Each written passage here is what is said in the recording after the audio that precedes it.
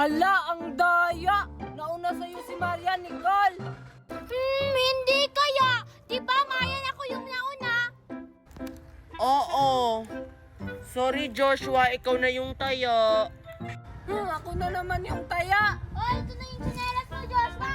Ang daya nyo naman kalaro! Ayoko na maglaro! Kunin ko na yung tsinelas ko! Isasama ko na rin tong sa inyo!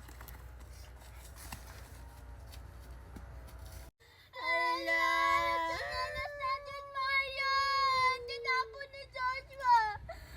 Tara, umuwi na lang tayo. Isusumbong natin si Joshua sa mga mami at daddy natin.